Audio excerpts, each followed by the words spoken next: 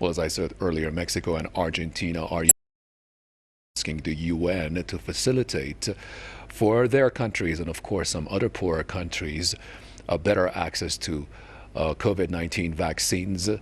And on that story, I'm going to bring in Mr. Ramiro Funes. He's the co-editor with Anti-Conquista. I believe he joins us via Skype out of Los Angeles. Ramiro, it's good to see you as always.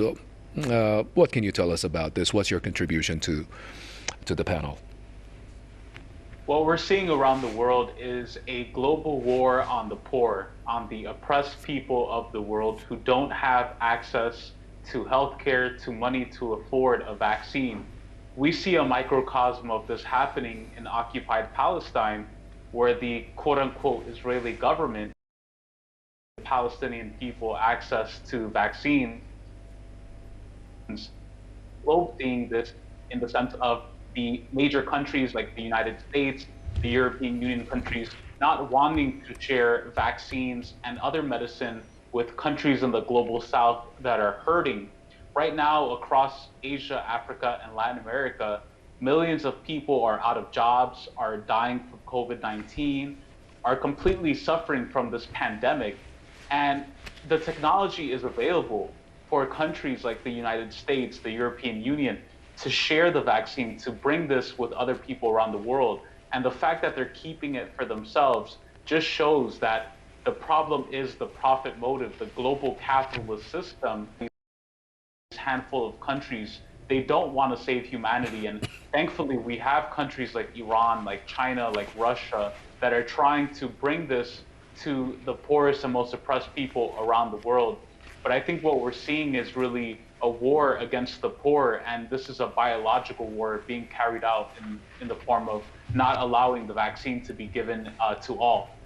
Yeah, but Ramiro, does that come as a surprise to you? Do you think this is the first time that such a policy is followed by the stronger countries of the world? I mean, to me, it's not that surprising. Yeah, it's definitely no surprise at all. I mean, even if we look back at history, we look at the reaction to the Spanish flu 1918, we saw the same thing happen. The industrialized countries, the United States, were able to cover it and were able to address it faster than some of the global South countries were impacted. It impacted very hard, especially in Latin America in the early 1900s. And so many people died during that time. But again, these are stories we never hear about. This is nothing new. And this is yet another reason why it's so important for countries around the world like Iran, like China, like Russia, Cuba, Venezuela, to develop an independent medical industry.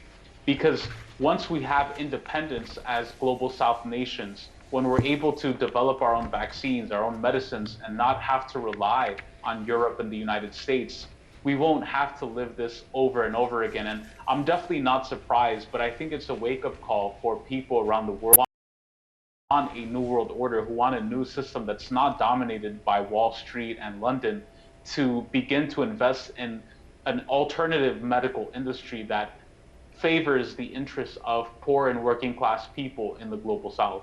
I hope that is a wake-up call. Thank you. That's Mr. Ramiro Funes, co-editor with Anti-Conquista out of Los Angeles.